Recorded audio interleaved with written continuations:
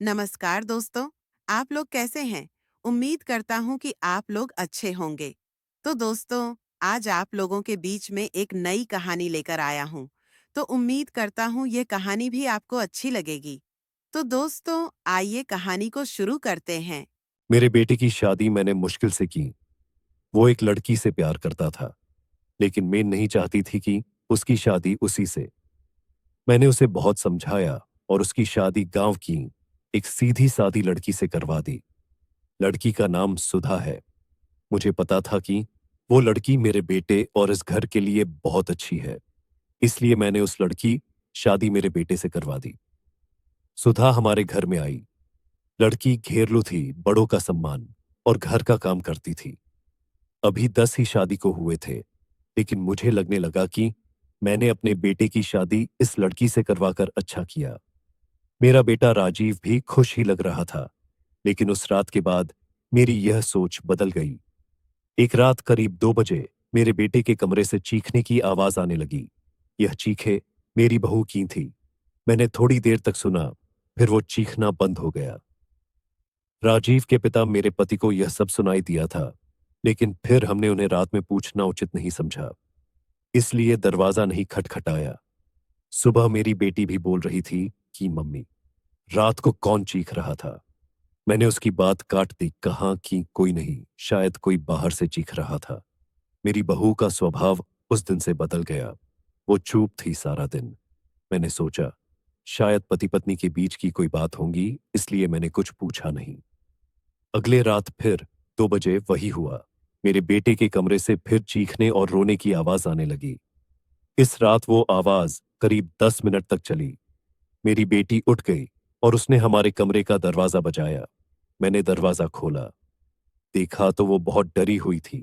बोली, मम्मी ये क्या है? भाभी रोज रात को रोती और चीखती क्यों है? क्या होता है कमरे के अंदर?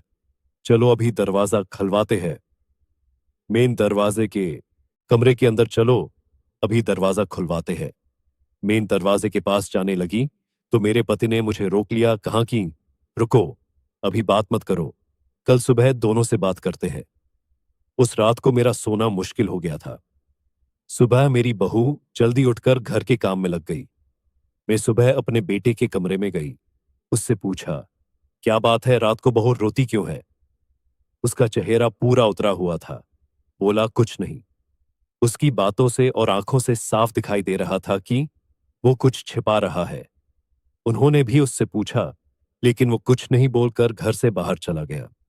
मैंने मेरी बहुआ से पूछा। वो कुछ काम कर रही थी। उसको देखकर ही ऐसा लग रहा था कि जैसे रात में ठीक से सोई नहीं है। आंखें साफ बता रही थी।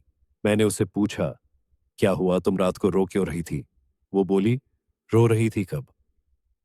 नहीं, मैं तो सो रही थी और मुझे तो कोई आवाज नहीं आई। आप क्या बात कर रही है? उस कमरे में ऐसा क्या हो रहा था? ये बात या तो मेरी बहू वो जानती थी या बेटा, लेकिन दोनों ही कुछ नहीं बता रहे थे। पर दोनों के चेहरे से माफ पता चल रहा था कि कुछ है जो यह दोनों छिपा रहे हैं। लेकिन अब जब भी रात आती मुझे नींद ही नहीं आती, क्योंकि आधी रात को फिर वही होता। बहू जोर से चीखती और रोती। मेरे मन में कई सवाल थे, क्या होता है उस कमरे में।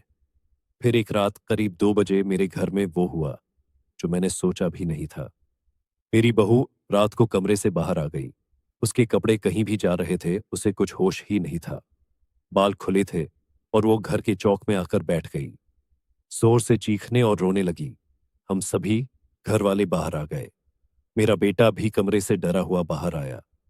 बहू की ऐसी हालत देखकर हम सभी डर गए थे। मैंने मेरे बेटे से पूछा कि यह क्या है? वो बोला, बस माँ देख लो, ये रोज रात 2 बजे ऐसी ही किया करती है। मैं आप लोगों को क्या बताता। सुबह जब उसे पूछता हूं तो उसे कुछ याद ही नहीं रहता है। बोलती है, मैंने तो कुछ नहीं किया। बहू जब थोड़ी देर बाद शांत हुई तो मेरा बेटा उसे कमरे में ले गया और सुला दिया।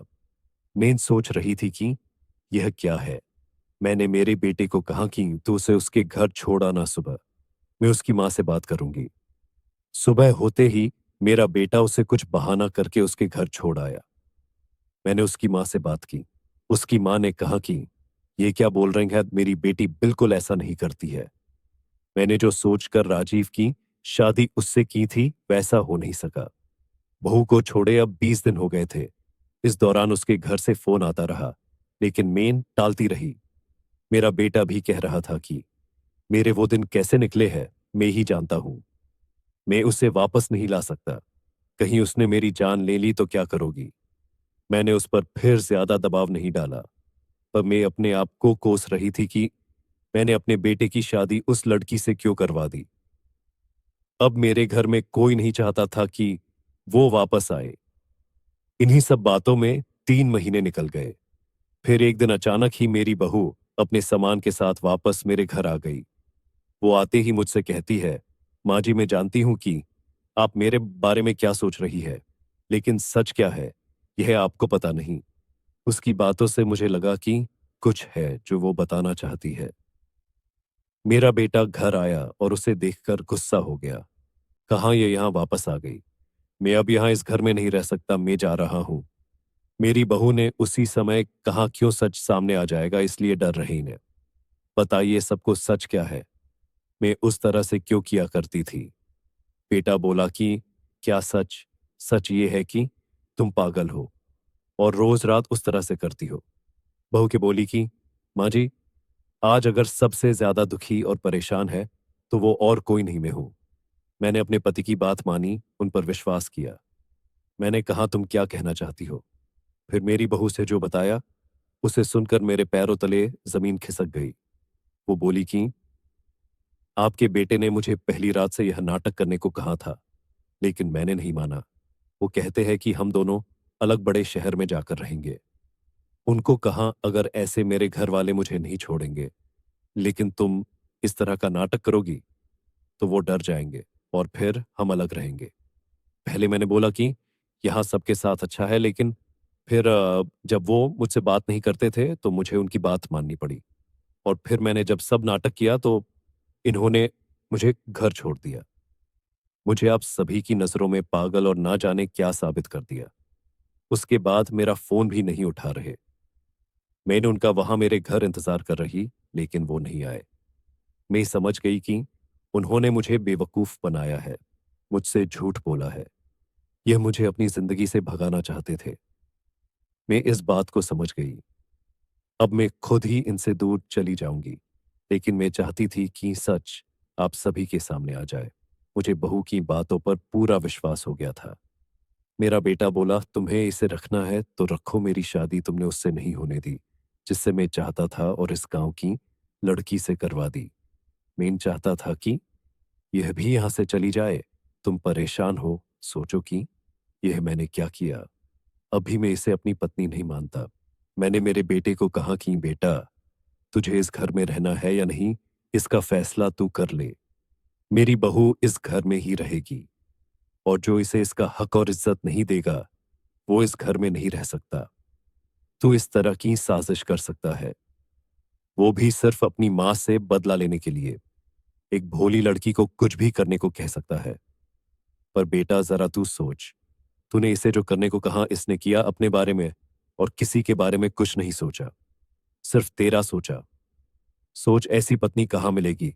तू बहुत बड़ा अभागा है जो इस लड़की को छोड़ेगा। मैं बहुत खुश थी मैंने अपने बेटे के लिए हीरा चुना था, लेकिन शायद मेरा बेटा ही उसके लायक नहीं था। मैंने मेरी बहुओं को प्यार से गले लगाया। मेरा बेटा भी कहीं नहीं गया। थोड़े समय तक जरूर नाराज रहा, लेकिन मुझे पता था उस लड़की से कोई प्यार किए बिना कैसे रह सकता था। आखिर धीरे धीरे सब ठीक होने लगा। तो दोस्तों ये कहानी आपको कैसी लगी? आप कमेंट में बताएं। अगर आप हमारे YouTube चैनल पर पहली बार है तो हमारे चैनल को सब्सक्राइब कर लें और वीडियो को एक लाइक कर दें। तो दोस्तों फिर मिलते हैं एक नई कहानी के साथ। तब तक के लिए नमस्कार, जय हिंद।